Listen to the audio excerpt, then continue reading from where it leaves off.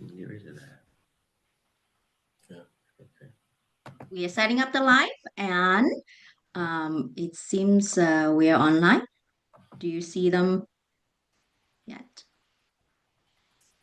Okay, so we are live. Good morning, good evening, depends where you are. I'm Irene Wong, your host for Everything Ballroom YouTube Live. Our goal is to help ballroom dancers to have a wonderful journey. And if you like what we do, please give us a thumbs up and subscribe to our channel.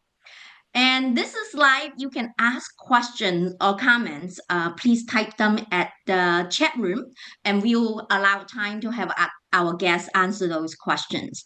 Even you are watching this after this event, you can still ask, and we will get the answer back to you. If you have any specific guesses you want to meet, please put in the comment, and we'll try our best to invite them to our live. So today I'm so happy to welcome back two of our favorite guests. And if you have been dancing in the ballroom world, and you must have seen them, and you will enjoy their smile, the funny jokes, and everything. So they are the organizer for the Wisconsin State Dancesport, which coming up. We'll talk about that. They are also a well-known judge, coach, and British national professional finalists, and also, a beloved deck captains. So, without further ado, let me introduce our guests today, Martin Cawston and Justin Deehr. Hey, how are Welcome, Hello. you? Martin. Thank you. Thanks for having us. Yes, thank you. And I know you guys going to travel one back home for, an event. As one is going to Emerald, and then really grateful for you spending time here today with us. I'm give you the heart. I appreciate it. And yeah, thank you. So last time you were here, we have so much fun talking about, your wishes in 2025. And this time, let's start with hearing some fun fact about each of you that people don't know about. Ooh. First. Okay, let's think. One, let's give you two, and you can tell which one you want to talk about. A lot of people don't know that I used to share a house and live with Len Goodman, who was on Dance with the Stars. He was my main coach. I worked at his studio, but me, my dance partner, and him, we all used to share a house together, which many stories. And the other thing a lot of people don't know is I used to work as a ballroom dancer on the QE2, the cruise ship. So Oh, that's two things I think they're sort of interesting. And the other things that are interesting, I'm not prepared to share. wow, those are the one that I want to learn Yeah, about well, that has to be after 9 p.m. Adults only. with the drink. Yes. Okay, we'll do that one day Yeah. in some Yes. event. So, how about you, Justin? Well, when I was first out of high school, I was a hairdresser. I was a hairdresser's apprentice. That's how I learned. And then I was a hairdresser for about 12 years. And then before I started doing deck a lot and traveling a lot, I used to work at a professional theater here in Milwaukee. I performed on stage in the chorus of musicals and operas. And when I wasn't on stage, I worked backstage. I took care of all the wigs because I knew how to do hair. And I also was the dresser. So I helped people with costume changes and things like that. And I did that for a long time until I started traveling too much. I had to give it up. That sounds like a fun thing to do. Maybe you come to my booth and then help me dress people at our Everything Forum booth. Oh, I love that. So we're going to talk more while we are meeting in person, and then you can show us around. I can't wait to see you dance and perform. I haven't seen one. So this is interesting. Okay, so let's get back into the topic. So we have, quite a few things that we want to ask you guys about from your experience. Let's start with Martin. okay, Mhm. you have been in the industry and has been very highly respected for so many years. What are the biggest changes you see and then you notice compared to when you started, compared to When I now? started, I was 7 when I started. That's 52 years ago. Okay, well, we could start with costuming. There are no more cat suits. Thank you, Jesus. The costuming has changed. The styles have the way we dance, the athleticism, everything has changed. I mean, the technique books have kind of stayed the same, but I think they need to be redone. I mean, I'm talking the international style. Like the American style is obviously the newer style to me, but I think Latin, when I was a kid or an amateur dancer, we danced more with an American style. I mean, it wasn't the hyperextended legs, or it was very bouncy. Not that American style is bouncy. So the style has changed, but I think the technique books need to change, where the hold in ballroom has got bigger and bigger and so much more athletic. I don't think that technique book is necessarily perfectly correct for now. We're carrying a bigger frame, but the style has changed, dress style, the athleticism, this, everything has changed. I think for the better. I mean, people always talk about like back in our day. I think maybe some of the Latin dancers were maybe a little bit more authentic as they should be than they are now, but I don't think that they're necessarily bad changes. Um, Definitely more athletic. I mean, it Blackpool years ago, when there was 18 heats, in between heats you went for a gin and tonic and 5 cigarettes, and that was in the ballroom. So the seriousness and the athleticism that these kids have brought to it has changed immensely. It's some of these kids they're amazing, but I think Yeah, that's the that's big. I mean, if you when you name talk. it, it's Mhm. changed. When you're talking about the changes, I can, compare that almost like gymnastic, right? So much more athletic Oh yeah. on the technique and things like that. So, I can see the parallel of this, right? Sometimes people say it's overboard.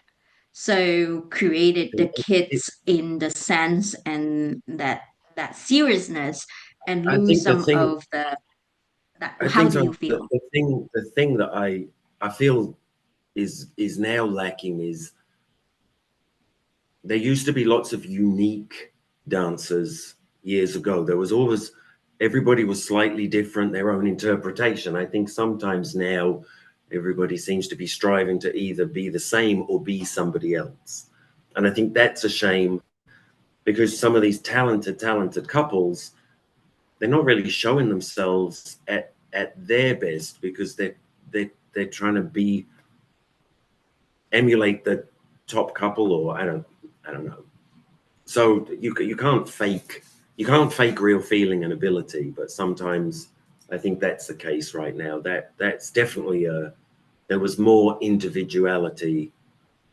You were your own dancer and you believed in it and saw that through, whereas I think now there's it's not it's something it's a little bit regimental, which I think is a shame.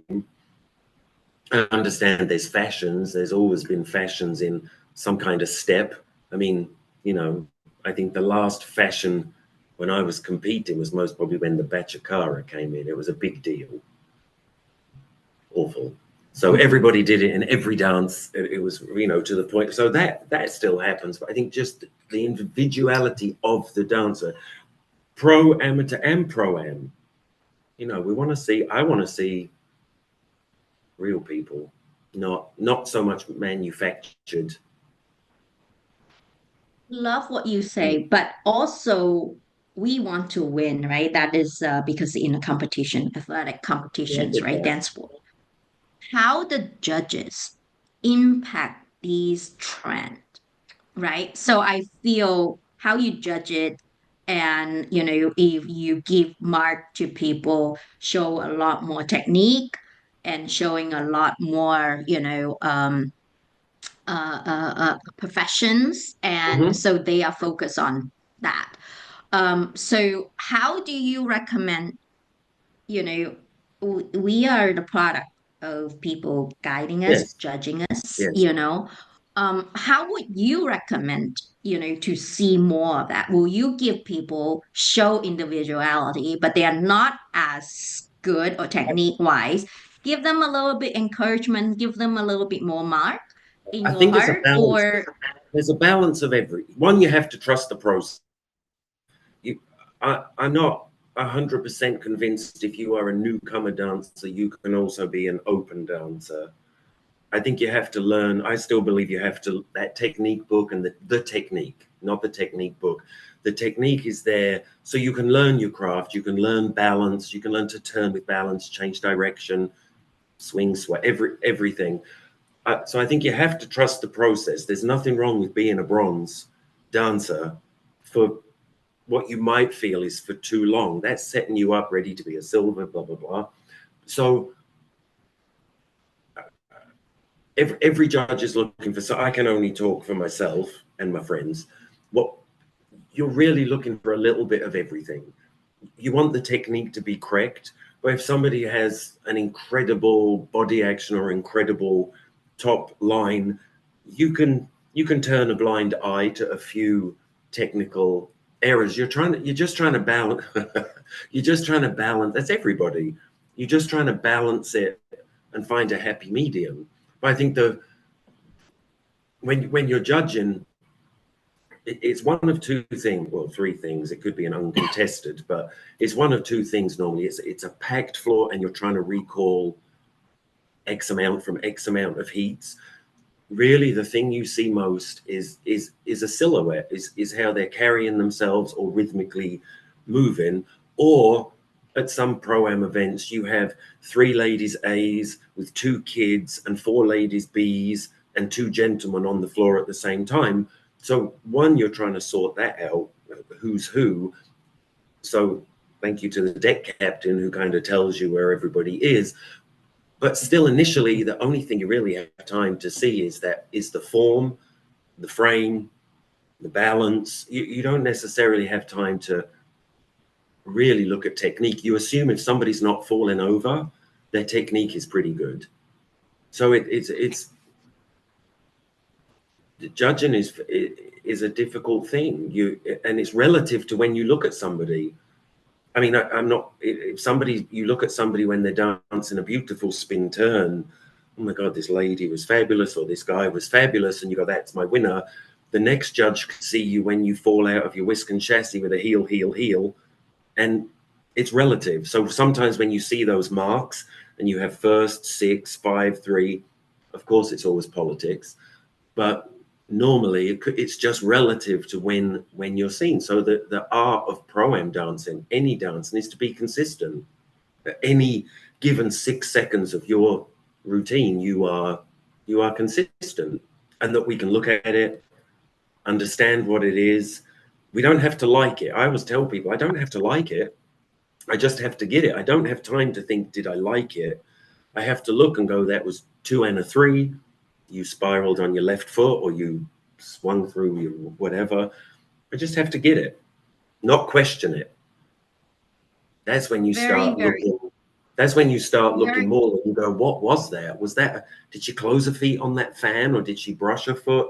Was that a double reverse spin, or was that a telly spin? That's when you start questioning it. That's when it gets bad. Make our that's job when you get easy. Yeah, make our job easy.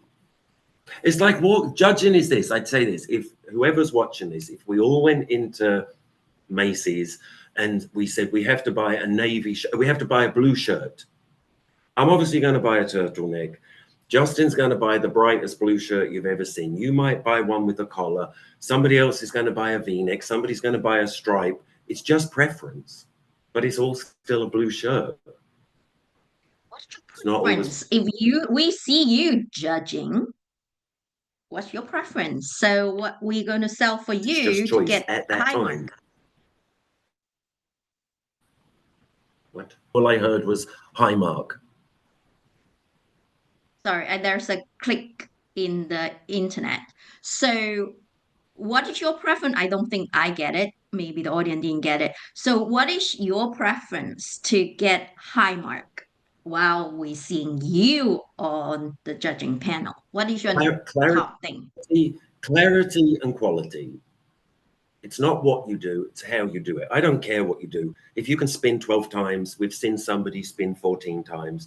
If you can get your leg up here, we've seen somebody get their leg back there. So it's clarity. I just explain this to students when they ask me, if we watch a professional competition, sometimes they're just dancing a New Yorker or a crossover break or just a Alemana turn and an opening out. They're not all spinning and kicking and flipping and back bending. So you're just looking for whether you're spinning, dancing a trick or dancing a crossover break or a New Yorker, you're looking for the quality and the clarity of that step. It's not what you do, it's how you do it. For me, always. When it's all impressive, but we've all seen everything before. We know when you spin 3 times and have to drop to the floor, men, because you lost your balance. We know because we saw you in the first round spin and land it. So you're not hiding anything. So maybe just spin twice and spin good. That's my problem, right? I keep telling my teachers that I can't spin, it's I not can't being turn. complicated. It's not. It's how you do something. It's not what you do. I mean, we're impressed when you see a pro dancer that's middle-aged, that's very flexible, or that's impressive from the wow, she's in great condition. I mean, I can't even touch my toes anymore. So, but that's not what's going to make me mark her first, because she could kick a leg up here or spin 6 times. She can spin 6 times and be perfectly balanced and show that it's not the guy, a teacher, holding her up. Now it's impressive. Makes sense. See it so all. Clarity, specific, knowing what. Yeah, for me, absolutely. And at the higher levels, knowing that you're dancing with your teacher, not that you're just going through the motions and hanging on, or that you're really dancing your part at the higher levels. I like to see that.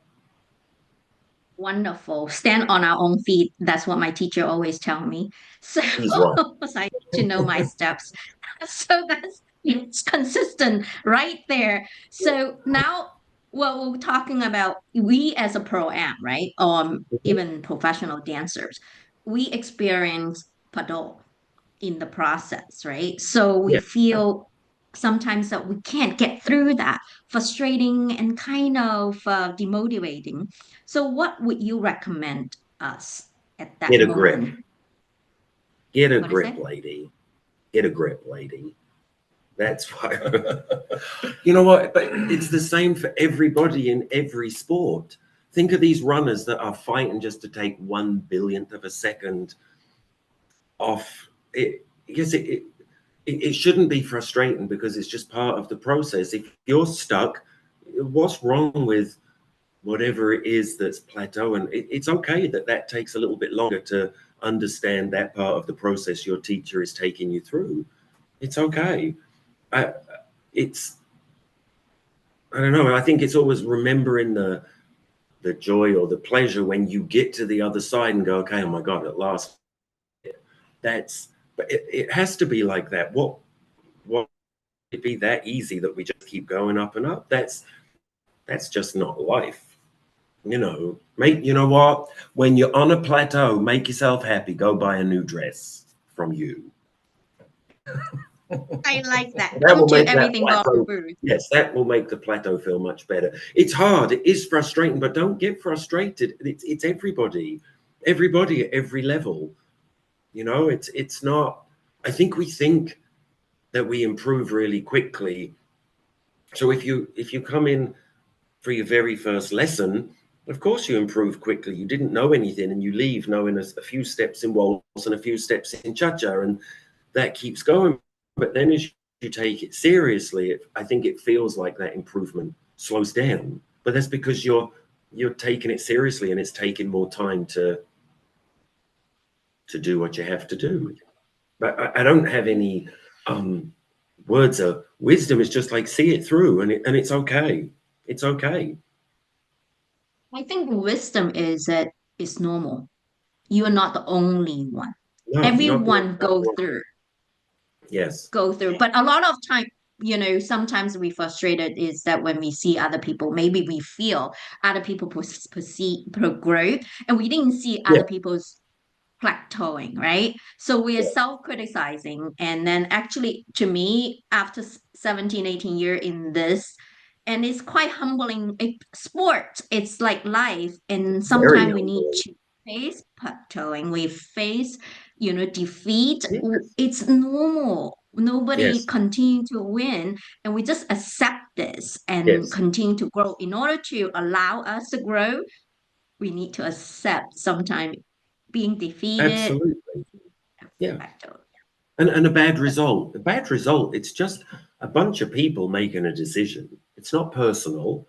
And it doesn't mean it's that, 3 minutes later, that panel could change and your whole result changes. We've all seen that. It's not just dance against yourself. Come off the floor, look at your teacher. Is he happy? Are you happy? Then it was a good day. What we caught you doing, or what we saw, or what we happened to see another pro-am lady or men dance at that time, again, it's just relative to when we look. So again, I think that is a common theme for Yeah. every single And judges. also the average pro-am dancer, they don't have the luxury of in 4 hours a day with their teacher like a couple would. So your plateau can last longer because people have limited funds, or the teacher has limited time. Even if you didn't have limited funds, there's only, so you might not get to dance with your teacher 4 hours a day like a couple may practice. So that plateau then is going to last longer, and it's okay. It is okay. I think that is the best word we need to focus and tell people. It's okay, Just don't forget why you for started. You started dancing because it felt good and you loved it. And that don't let that frustration make you lose the joy in it. It feels great when we dance. I mean, don't lose the joy. Don't let the pressure of a competition or a double reverse spin make you feel, frustrated. It's just go with your process. If your teacher is a good teacher and has got you on a good trajectory, just stay with it. And go home and cry. I do love that. So this is really consistent, and also that the it's okay is a theme. So as a fellow friend, I think we all keep reminding ourselves it is okay. It is okay to face It's plateau, and it okay. is normal. So that is important. It doesn't matter. Oh, go on. No, keep. But it doesn't matter. Let's I forgot what I was going to say anyway. It doesn't matter. It doesn't. I can't remember what I was going to say. Oh, and it doesn't matter. You're on a plateau. You know what? There can only be one winner in each event. So it's always hard. It's hard as a judge. I say every pro-am dancer should do two things. They should have to judge a big event so they realize how quickly you have to make decisions and you see and really what you've done, what's important about judge. Everybody should get to do that, or sit in their chair and just go, okay, these judges have to recall 12 from 2. I'm going to do the same thing and see what it is that draws attention to them. And it puts a different perspective on it, I think. Anyway. I like that idea. His turn. Yeah. So now we get to Justin, who is tends to normally quieter in general. So I would, we see you so many events, all over the place, and you're always nice and organized. So, I want to know what made you decide to take this role to begin with. Well, I started out running at Wisconsin State years and years ago, and the person that did the deck captain job moved to California. She was a student of Martin's, and she moved to California, and Dan and Becky needed somebody, and he said, do you want to do this? So I said, sure. I started doing it, and Andrea Ringgold, who people may know as a registrar, and she used to do deck. She's the first person that asked me to do it outside of doing it at Wisconsin. And then it just kind of snowballed from there. And now I do about 40 a year. Oh, wow. My goodness, almost every weekend. So, Mhm. oh my God. So they obviously you are so good. I always said when you're good at something, people will get noticed and you will be, people will ask you about it. So that is a very, very good sign. So I know that you running this is always a, you know, question in my mind says if a couple missing from the dance floor during their scheduled turn, what is your process? Do you wait for them or scratch them from the heat? How, what your advice for us as a pro-am dancer, you know, to make your job easier so and also we don't miss our heat? Well, the rule is you're supposed to be in the ballroom 30 minutes prior to what your heat sheet says. That's the biggest rule. I think deck captains now have kind of spoiled people is that we kind of babysit them and we look for them if they're not there. Which is good. That's why some of you are so good. And it all depends on the time of the day. If we're behind schedule and people are missing, some chairman will just elect to go on because it's your responsibility to be there. And if we can't find you, we just delete you and go on. Sometimes if we're ahead of schedule, we'll wait because we have the time to wait. But I've been at competitions where we've just deleted people if they weren't in the ballroom because we were behind schedule and people are supposed to be there. It's their responsibility to be there. So it's tough. It is tough. Obviously, you spoil Ultimately, us. it's always up to the chairman. It's some people think this is a good thing. Some people, we found this out just recently, about a year ago.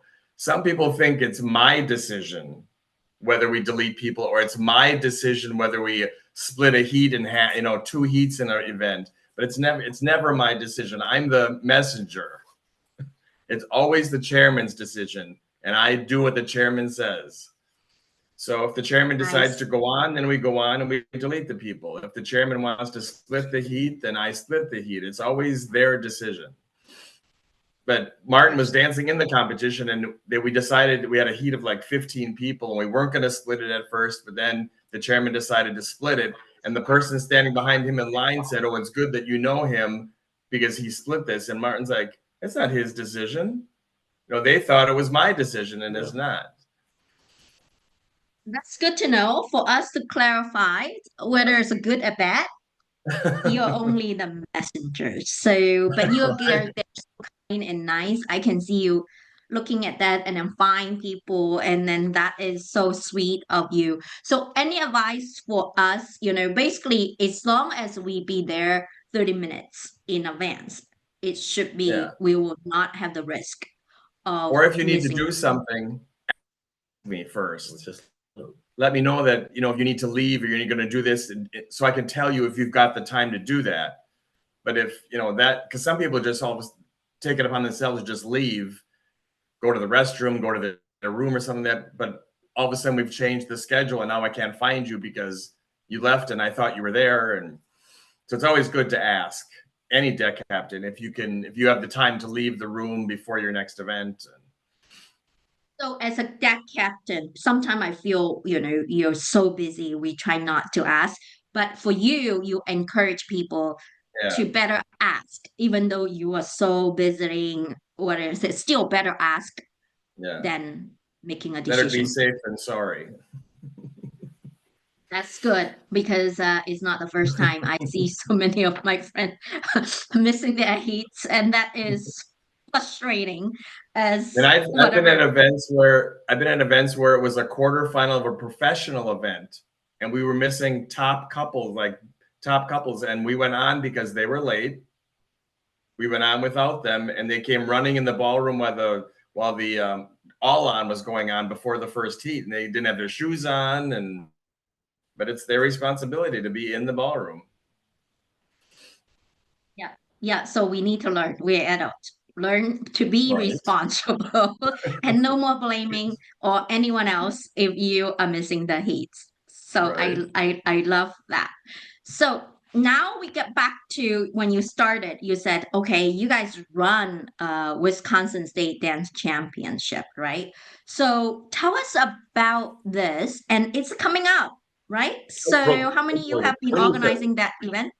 Yes, April 23rd to the 27th. 27.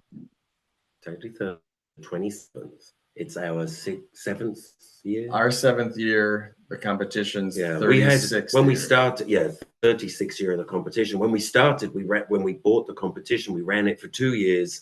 Then we had 2 years off. We were just as COVID started, and we were just as COVID ended. So it was like we felt like we were running the Olympics. We only do it like every 2 or 4 years. So, but now this is kind of comes around very quickly. Yeah, it does. We love it. It's fun. It's like a 5-day party. We love it. When is that? Let's make sure the audiences know. It is the 23rd to the 27th of April in Milwaukee at a fabulous hotel called the Vista. If you think you're going to come, please, even if you're on a package, please book your rooms, because the rooms, we have the whole hotel, but it's not a huge hotel, but it's beautiful. But we do have 2 hotels. One is across the street, one is attached, that we actually use. And people kind of like it. Some people actually request to be across the road at the Marriott because they don't want the hassle of being in the hotel with everybody else, which I think is kind of cool. So, and then we have a hotel next door, which is like a boutique kind of suite hotel, hotel of suites that we also, up to now, touch wood, it will be the same. We've filled that up also. But the Vista, we're about halfway, just over half booked. So please email on our website and get your rooms booked if you'd like to come. We love it. We think we have a great time. So I think we have Great. So we're playing some of the videos, and then so much fun. It seems like the great hotel, beautiful, a lot of look at it you. is a And then the beautiful hotel. judges, and then Yeah. events, etc. So Yes, we have great food. Oh, go on. Go ahead. We have great food, which, because the hotel is good, our packaged food really is quite delicious. Even we eat it. Our gala dinner on a Saturday, I think last year we had 260 people sit down to our gala dinner. So it's kind of, touch wood, it will be this. We hope so. And we have great gifts. Oh, I like it. And then you see some of the video earlier, and I saw the judges are wearing a lot of red. Is it a special theme or something? Well, I can't, you know what, I don't really know why. We asked the judges to wear red because we were at another event, and several of them, it wasn't all the ladies, but there were so many ladies out there in red, and we're like, looks so cool when they're almost matched. Let's just see if they will wear red. But in one of our adverts that went out, like I put, like you have paint the town red, I put paint the Vista red, just as a play on words. And I would say three-quarters of the audience had also started to wear red too. So a lot of regular people that come in the audience wear red as well, which is very cool of them. So it's become a thing. We were going to change the color, and we're like, no, we're going to leave it at red again this year. Our nightclub night is going to be white. We're going to have a white party for our nightclub, but our Saturday evening and the gala, we're going to leave red because it kind of looks cool. And also the Vista, the ballroom used to be very red and gold, but now it's been renovated and modernized, and now it's all very gray and neutral, but it looks very beautiful. But we're still keeping it red. That's beautiful. Cool that the audience decided to wear red as well. That was like really kind of shocking. That we're like, oh my god, like the people have taken it on board too. So that was nice. That was really nice. I love the idea. It's the community kind of themes. Everybody Yeah, pulled it out to yeah, make it a special, now become a traditions. yeah, Mm. which is good. We like tradition. Midwest comps are very different. Yeah. It's very, very, like you said, a community. We've had pros that have come and never come to the competition before, and they come to me and they're like, Can't "This is believe so." it. They're cheering for us and they don't know us. And I said, "That's the Midwest crowd. Midwest. It's a very different crowd in the Midwest." No, it's not. It's just ours. It's only Wisconsin is like that. It's the only comp is like that. It's just ours. I love that. So, we were so excited, and I'm hoping Everything Ballroom we're gonna have a chance to be at your event soon. We're looking forward. Yes, putting some pressure there, personally pressure. We'll love to have our dresses, costumes to be sharing to your audience together with you guys.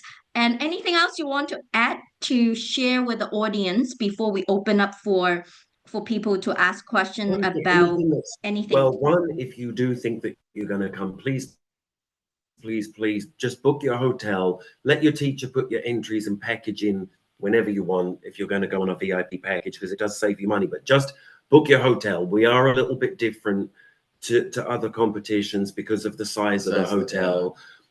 This year we've introduced we were going to have a lot more men's competitions because we really didn't have very many, but we are going to team up with the Men in Black tour. So we're going to be their first event. I think they have 6 events over the next two years or almost 2 years. So that's going to be for the guys. I mean, we still want you ladies, but we're going to give just for 1 year, we're going to be the Men in Black tour. And we have the Dancers Cup tour, which is, I think, the longest standing little tour that's still going. We're part of the Dance Vision circuit and obviously the Dance Sport series.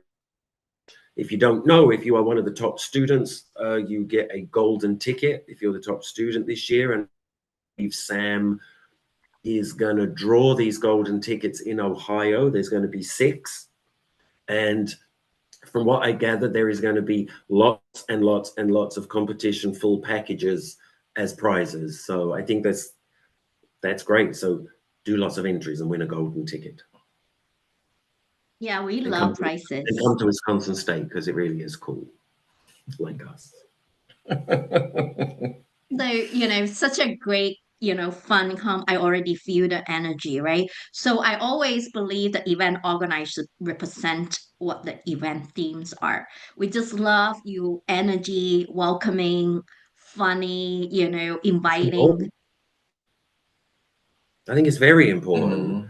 It's like it's a lot of hard work, and then you hire a great team, chairman, MCs, scrutineers, registrars, front desk people, and we feel that, and music, we feel that you hand it over, they run it, and you host it. You're there it's like you're having a 5-day wedding, God forbid. You're having a 5-day party, and you should get to try and speak to all your guests at some point.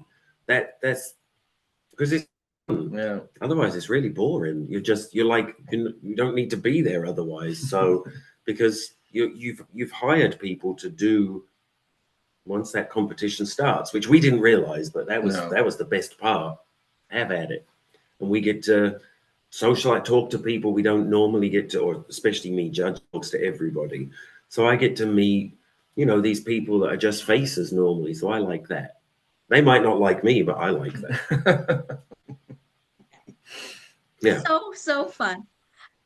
Let's make sure and then have the Wisconsin's, party going, and people will join and then have so much fun. I'm looking forward to see a lot of eating. We have a really good after party. We have a really good after party too.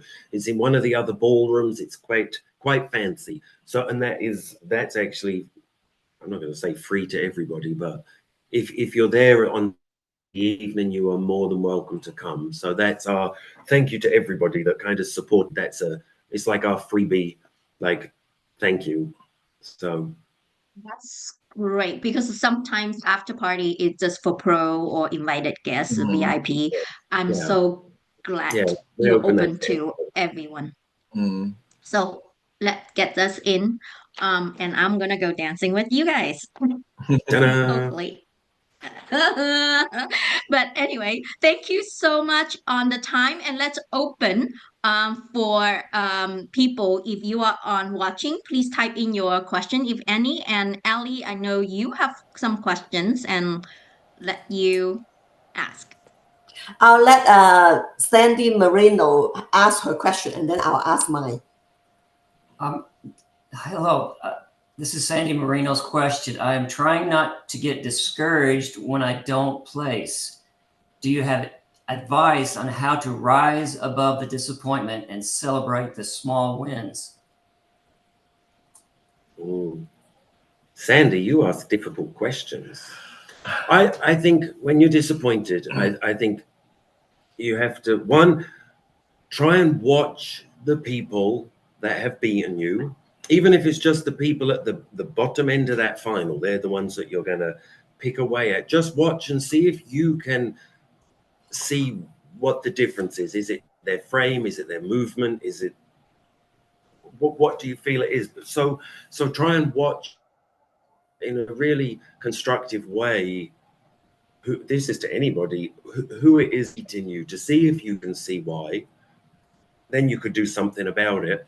I think it's also being honest with yourself about, what your weaknesses are. I think while you have weaknesses, you should still compete, because that whole experience and confidence, that leads to a confidence as well. So sometimes, but I think you have to trust your teacher that they have a good plan for you, and they can maybe figure out this is why this lady or this couple was beating us. But it's despondent. Remember, it doesn't matter where you dance and whatever level, there are only 6 finalists. There's always only 6 finalists, and there's only one winner. So and it's okay not to win. But I think if you can focus on why visually you think those people are beating you, that's a good, I don't know, it's a good driving force. I would watch the guys or the couples that beat us. Now, you're going to ask a question, or is that you? I just think you have to watch. No. I think I love what you say constructively to ask for. But my simple suggestion, Sandy, is that having fun with your friend. Sometimes when we are beating up, and it is us that we always, every single time I'm look at my video, I'm only look at my floor, right? I only be able to see I hate every single my video, every single one. And I'm just so hard for me to watch, But sometimes I give the video to my friend and they would cheer me on. Oh, they were so happy, and they, sometimes celebrate little success. It may not be about you winning or losing, and get out of the winning and losing mind. It's also having a goal. When you go to it's not trying to do, you can only be as good as your last lesson. That's what Len Goodman taught me. You can't be better because now you're at the event. So, but have one goal. Your goal is, if it's your frame, that frame, holding your frame up, is going to be your goal. You might miss a few heels and toes, but visually you're going to look better. So you're going to draw attention initially, especially where there's things with recalls. But just have one goal. Competitive dancing is a visual sport. It's not necessarily a technical sport, because we're not out there one by one. So watch everybody else and compare yourself visually at first. I hope that helps. I love what you said, though. It's a visual sport. So Yes. set one goal visually, how you improve. Yes. Yeah. Baby steps. I hope it helped me. Yeah, I hope it's helped Sandy. Good. I hope it will help you. Okay. Okay. Then I have my question. I have one for Martin and one for Justin. So I'll go with Martin first. So in the past, my teachers, they used to bring some coaches, to coach us. And So for example, this week we have this one coach. He told me what to do. And then it's just one day. And then I lost my memory pretty fast. And then the next time he came and I forgot.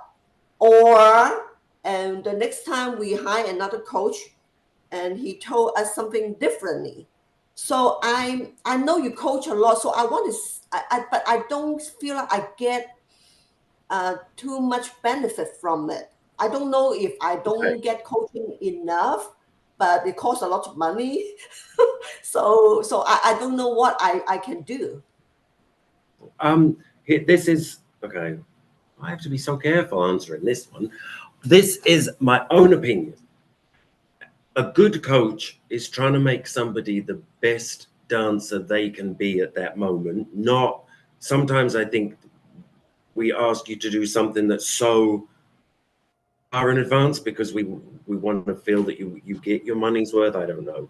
We have to make you the best dancer you can be, not the dancer that maybe we want you to be. We have to find a vocabulary that you understand so you can remember what you're being asked to do. If it's worded simply, you can feel it and you have a feeling cue or a word cue that can make you do it, then that was a good coaching. So I think sometimes as teachers, we can get a little bit too complicated for the moment or for the person. And ultimately, I tell everybody this, it doesn't matter what anybody tells you, how they tell you it. It does matter what they tell you, how they tell you it. They're saying bigger, smaller, faster, slower, higher, lower, wider, left.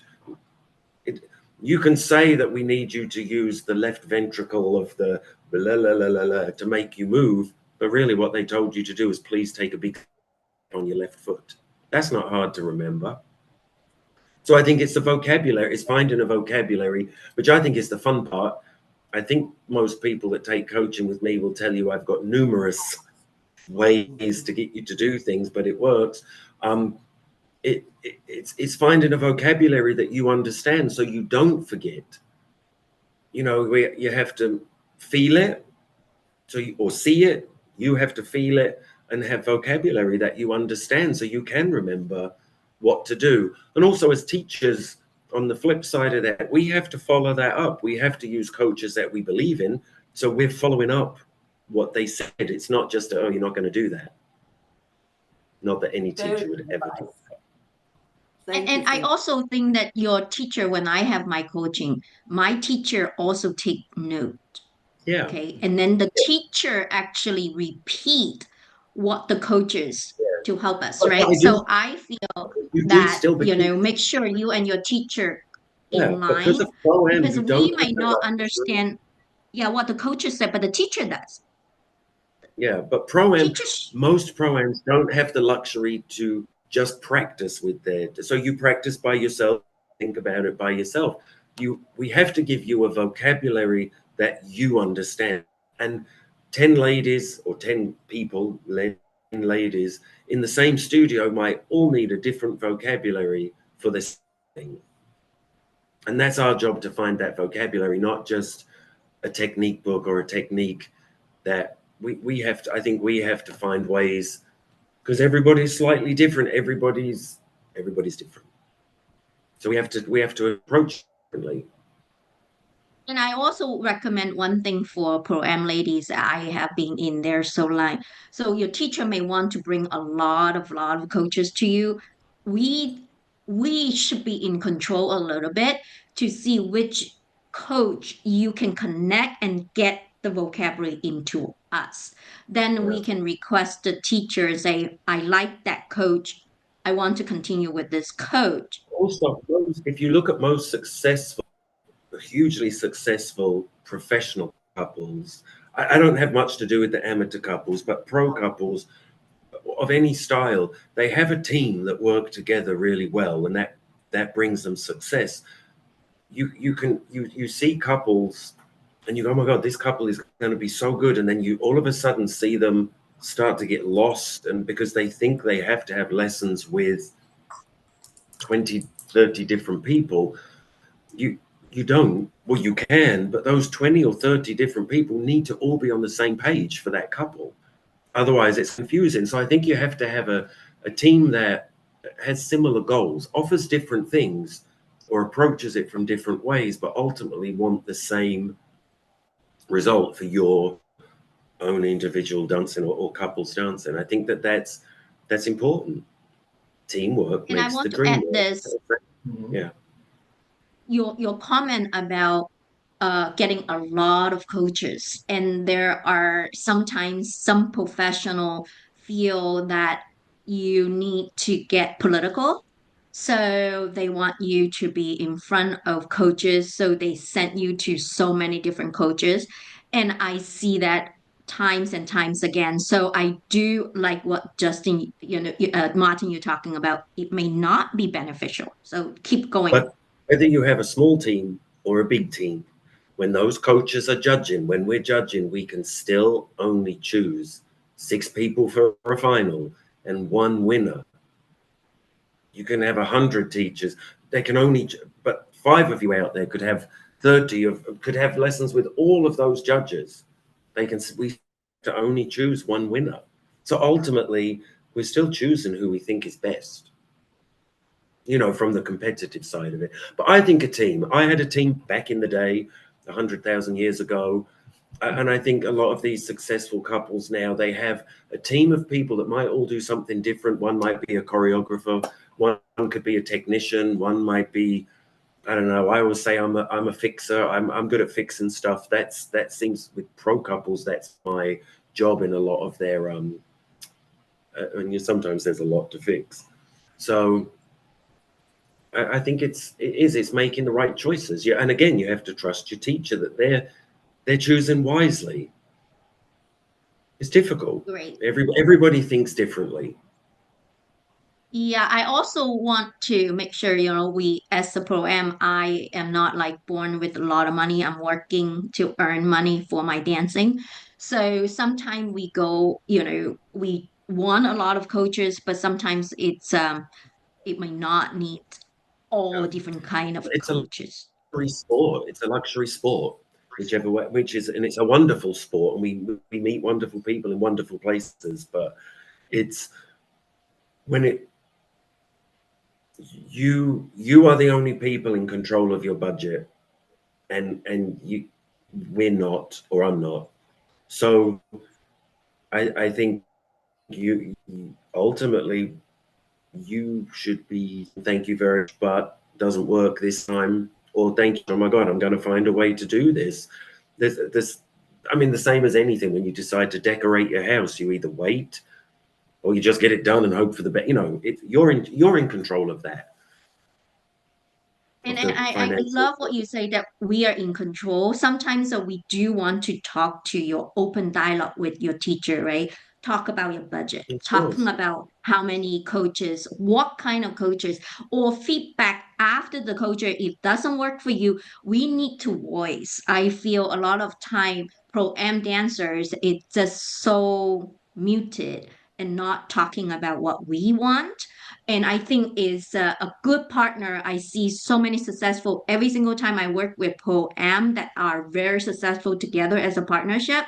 They are so open in communicating, understanding each other, understand your goal, understand your budget, understand all this, so they plan We spend a and lot do of it for time you. So together. I think, Yeah, and it's a difficult. I always say it's very difficult.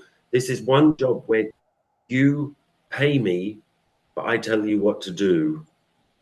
So normally if we pay somebody that, they're working for us and they're doing what we say. In this case, you pay us and we tell you what to do. So there has to be a trust, and I think there has to be, personally, I think there has to be you have to have a plan, a plan maybe for the year, or a goal. It might not be what happens, but the goal is, and that budget has to come into that. I would think. great. Thank you. Any other questions? Yes. Yes. Priya has 2 questions. She says hello to everyone first, and then a follow-up question. The first question for Justin: as a deck captain, what's one piece of advice for the amateur dancer do you have around competitions and being on the floor? You kind of broke up, so can you get it? Yes, Justin, as a deck captain, what's one piece of advice for the amateur dancer do you have around competitions and being on the floor? Just any advice. One advice, because you watch so much, right? So what will you be advice for Pro Am?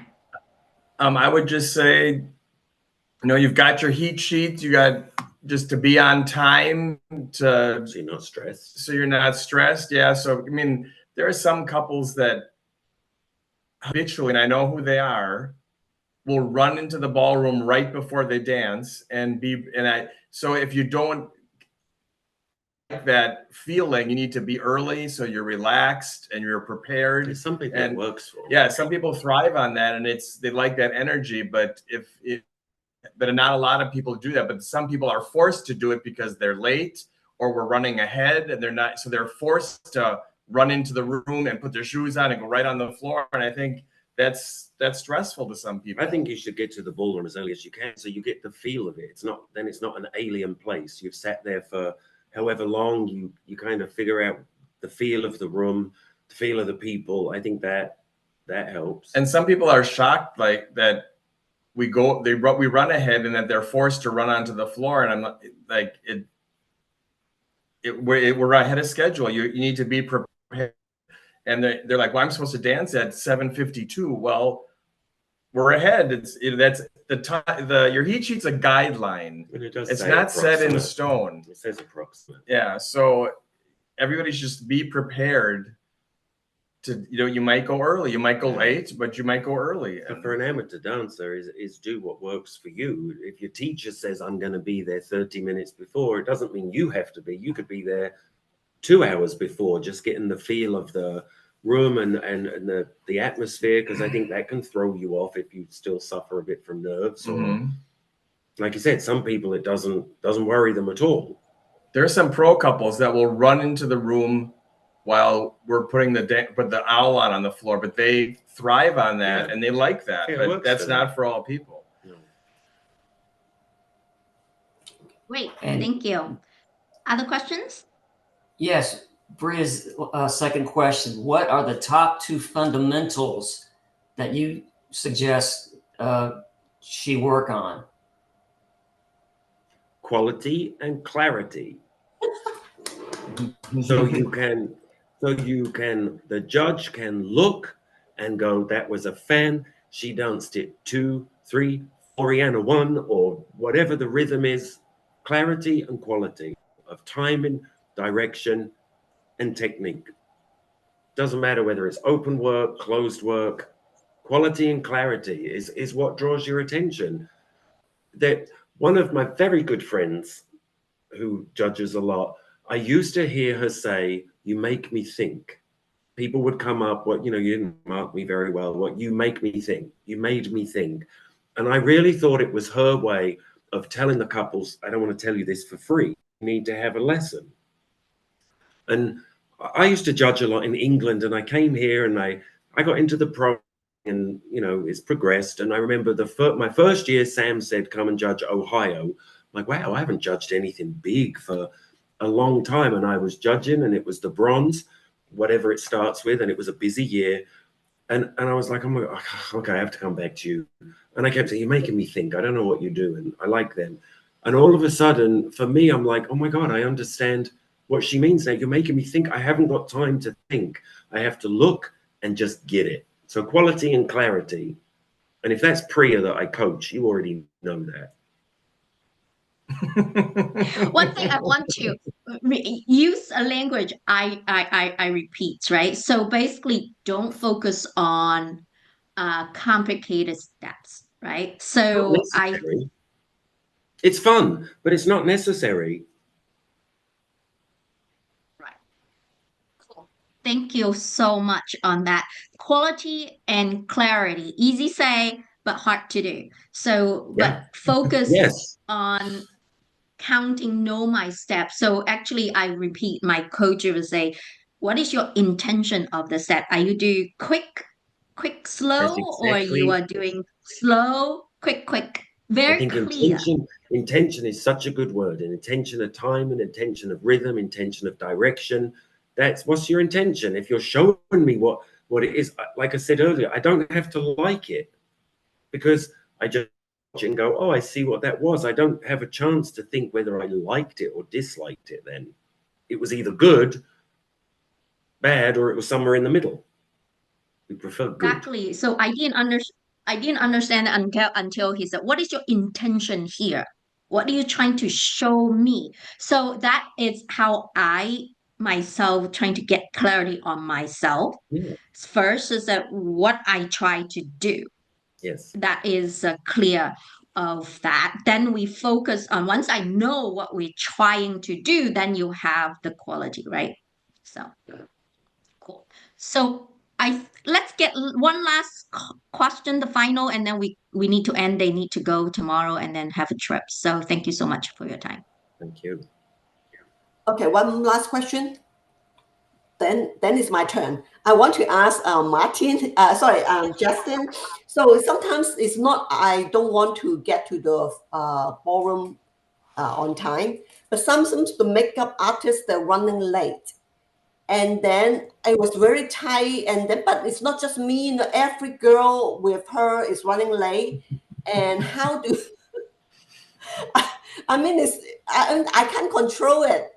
And that I don't know if you guys control it the second time. Huh? You can control it the next time because you don't go back. yes, I understand.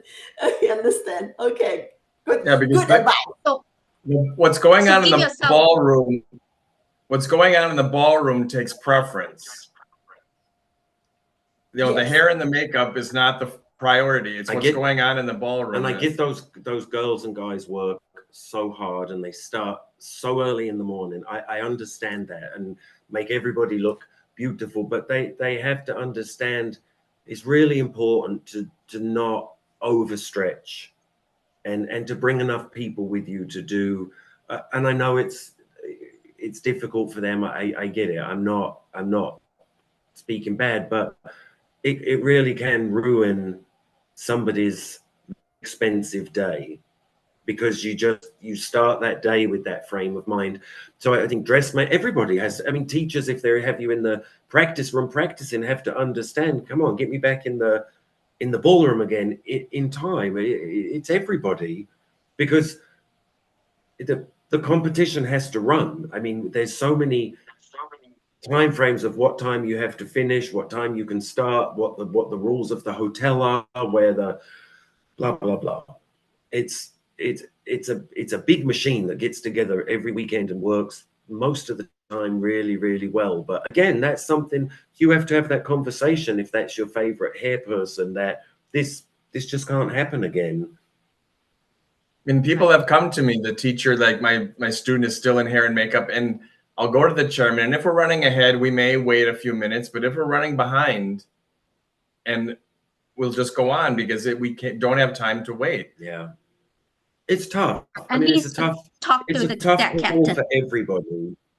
Yeah, it's a tough call for everybody. The chairman, the on deck. It's a tough call for the organizer when you hear somebody was late and they've missed their event and there's just nowhere else for them to dance where they want. It's tough, but I think there's nothing you can do in the moment with the hair person, because you're not going to come out with just a ponytail on the side of your head, but you are in control of that never happening again. We're always in control of it. We either say, I'm not comfortable with that time appointment. I want to come at 1 a.m. instead of 3. If that's a tough one, and they really are working hard, but that shouldn't happen. I actually did that one time. Great. I said that I want to move to the first appointment, because my appointment was too late, and I end up had my appointment at 2 a.m. That's also not very buy good. A very pretty hat. Just buy a very pretty hat. Just pull it on. Oh my God, that's such a an experience. Hopefully, like what you said, life is that we learn, maybe plan Yeah, we have ahead, to learn or it boundaries. is, Yeah. I don't know, just hopefully, and best luck. Thank you so much Thank for you. both of you, and then good luck with your trip and Thank you. sending all our heart. Thank And you. now, Thank please, you. I'm going to see you guys at the Wisconsin State, and then having fun and looking forward to see all the videos I'm looking and forward photos to it. soon.